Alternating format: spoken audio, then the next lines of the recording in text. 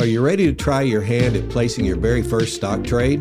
Then check out our free guide, 10 Steps to Choosing Your First Stock to Trade, the Ultimate Beginner's Guide. In this free download, you'll learn how to choose the right kinds of stocks and how to find them, know when to buy your stocks and when to sell them, and you'll learn how to take your very first steps to becoming a stock trader and much more. Grab your free guide now by going to TRADEway.com/guide. That's TRADEway.com/guide.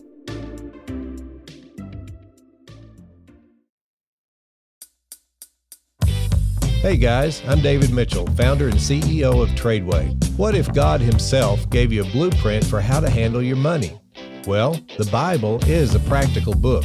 Let's dive in and see what it has to say about wealth, about risk, about leverage, and about investing, and uncover how trading in the stock market can be a powerful tool for moving towards your biggest goals. We're so happy you're here. This is The Word on Investing.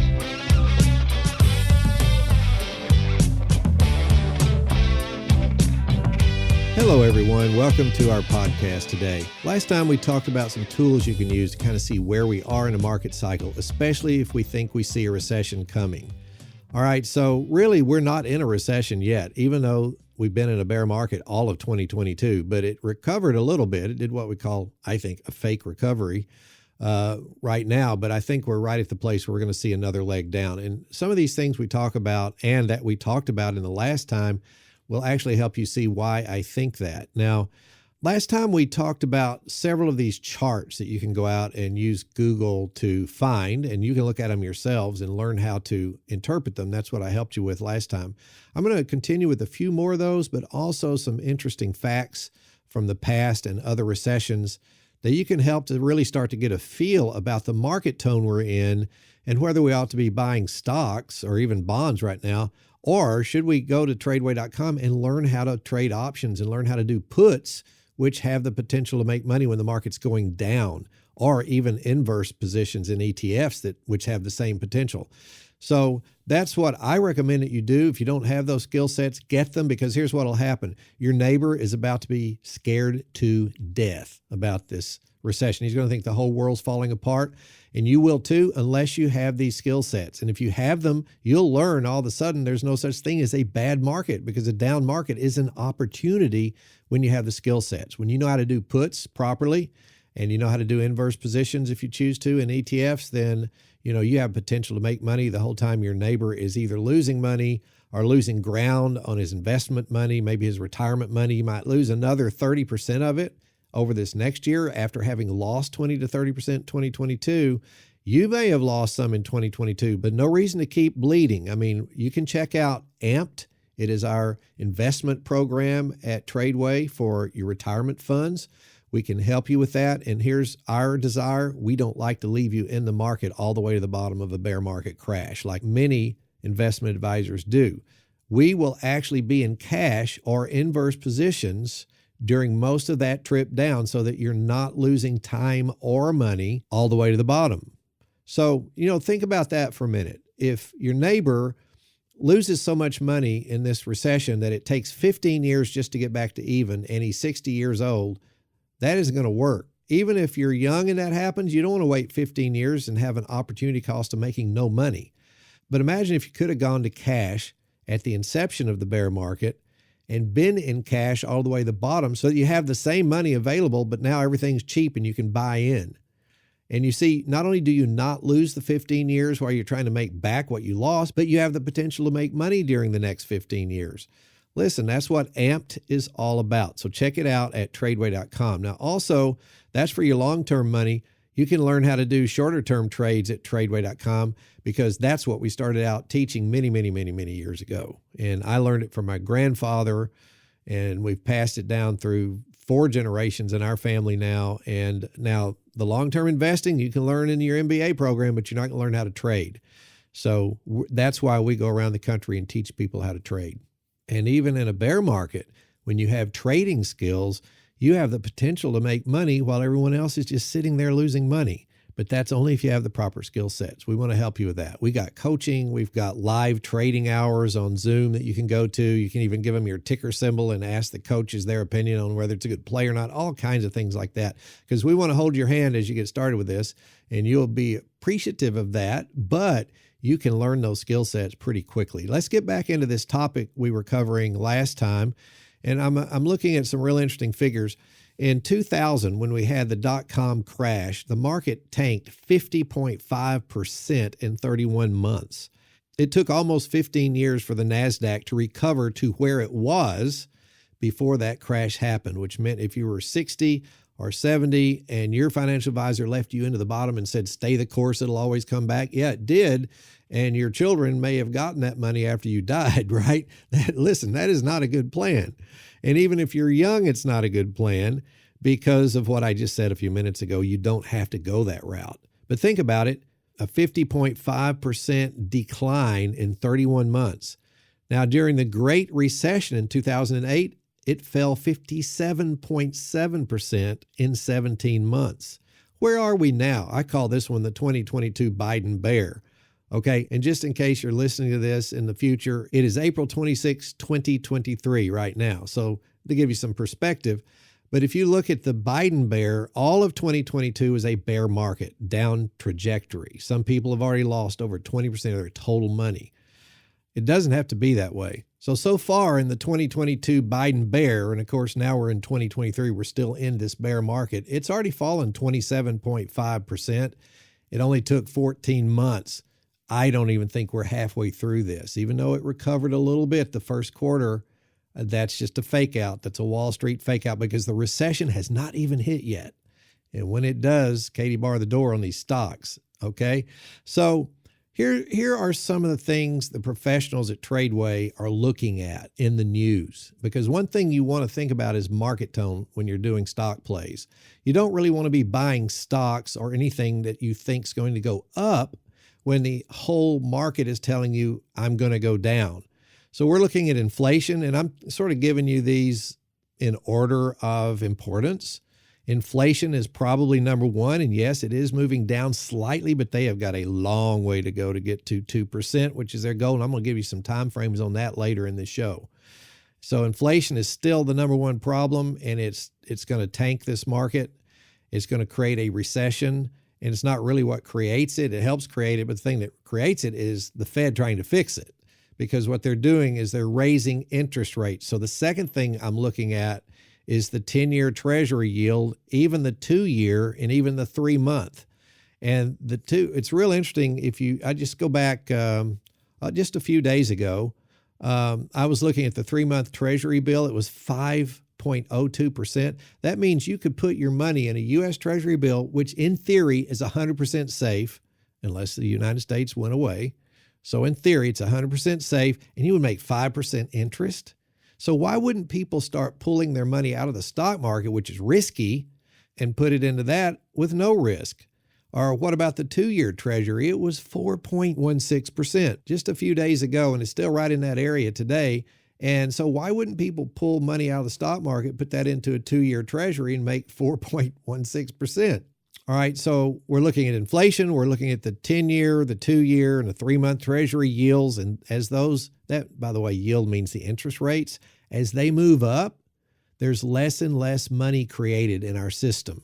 And as the money supply moves down, which happens to be the third thing we're looking at, money supply, as that moves down, historically, you can look at all kinds of charts. You can get them free on Google that will show you that it predicts a recession every single time. In other words, in my studies of 40 years of trading, every time we've ever had a recession in a bear market, it was caused by the Fed raising interest rates. It's always the cause. It will be now. And they are raising them still.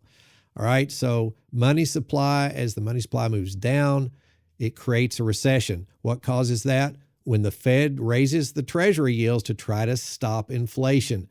The next thing we're going to look at is the banking system stability, which is really bad. We've already lost 3 huge banks, 1 in Europe, 2 here. And this morning I got up and read we've got a big regional bank that's just about to go under. Its stock has tanked to just a few dollars per share from many dollars per share just in the last week. And many, many millions of dollars have been pulled out of that bank for fear that the people that are there are going to lose all their money. So you got another one just about to tank. So that can create systemic problems in the entire Western economy.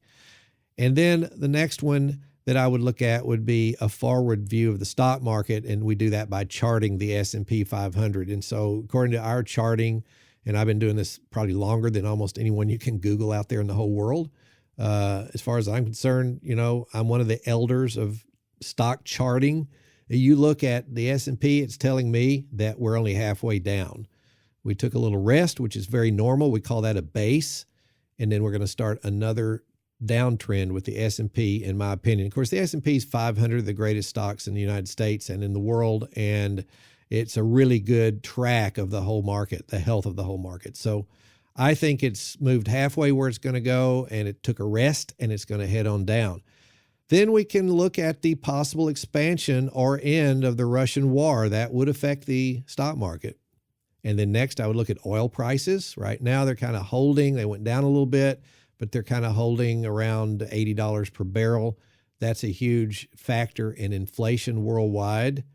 And then I would look for certain systemic problems. Can crypto cause one? I don't think so. Believe it or not, there's not enough percentage of the total money in the world in crypto.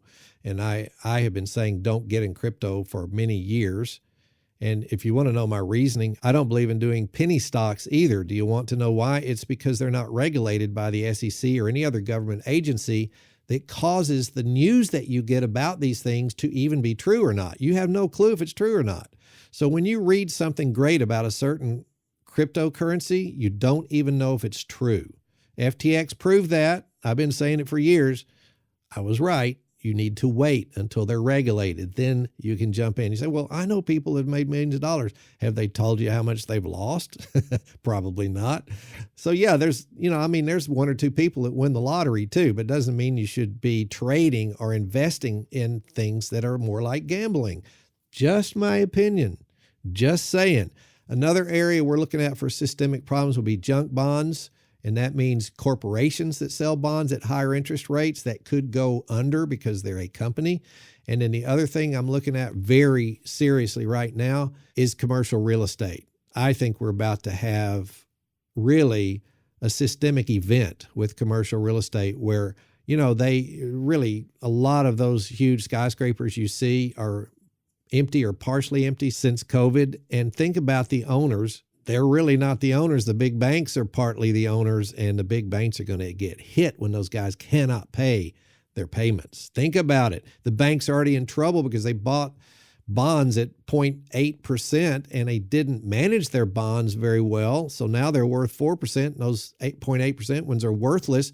And if they have to go out and sell those bonds to create cash because these people go bankrupt that have these big buildings that the bank owns, you're going to see, I don't even know if the government can fix it. I mean, they'll try. And you know what? I'm just going to give you a clue if you don't already know it.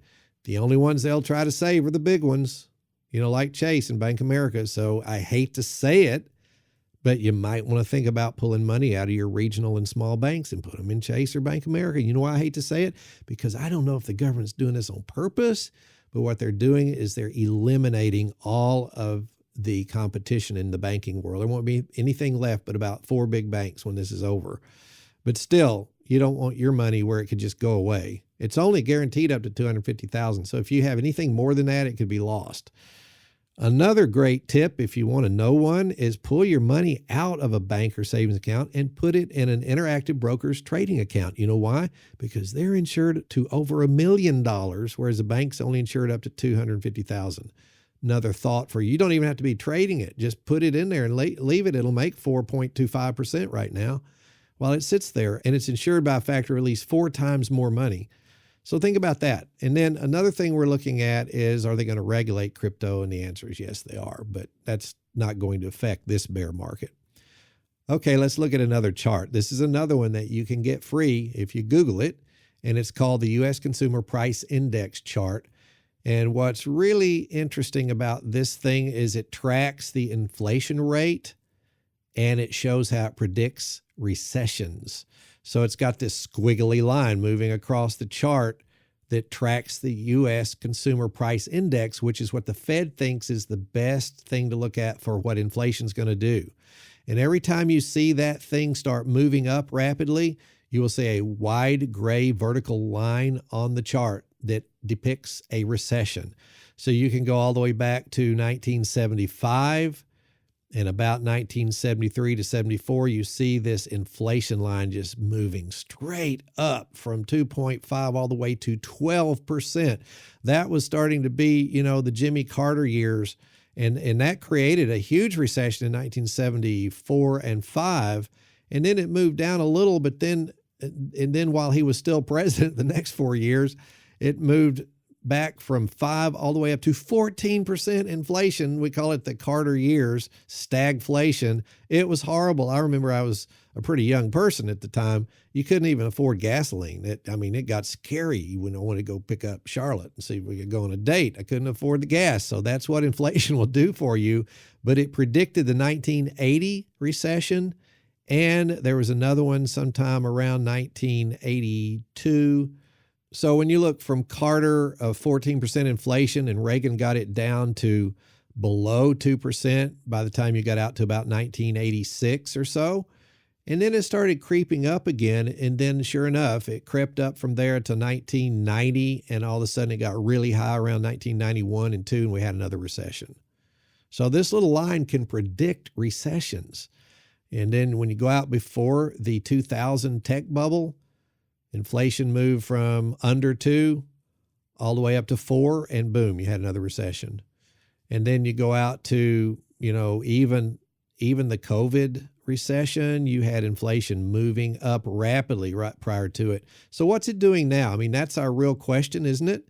And if you look at this chart, it's really frightening, because around 2020, inflation was near 0. And just since that time, it moved almost to 10%. So it moved up above 9%, and now it's edged down just slightly since that time. And everyone is saying, oh, great, recession's under control. Well, think about what it's like to get from, say, 6%, which roughly where we are now, to 2%, and how long that could take. Well, let's talk about that right quick. In June of 1975, President Carter was in full reign, and inflation moved up all the way to 11.7%. You say, that's terrible. Guess what? We were at 9 just a few months ago under President Biden. And do you know that I predicted this before the election? I said, if Biden wins, we're going to have Carter years, and here we are. So his moved up to 11.7. That was 1975, June of 1975. By June of 1983, now think about that. That's 8 years. Ronald Reagan was president, and inflation was 2.9. So it took 8 years to go from 11 to 2.9, which is more like 3 than 2, right? So why do we think we're going to go from 6 to 2 in a few months, like Wall Street's saying? It took 8 years to go from 11.7 to 2.9. It is going to take some time to get that inflation rate down near 2. The Fed had to raise interest rates from 7.99 to 13.92, 6 percentage points from 1977 to 1981 to get that inflation down. Do you realize the pain that causes? Because when they raised the rate and almost doubled it, it just shuts off the money supply, and you can't get a loan to get a house. You can't get a loan to get a car. You can't get a loan for your business. And the entire economy just tanks. And that's what Reagan had to do to get rid of inflation, but he did it because he knew it was right for the country.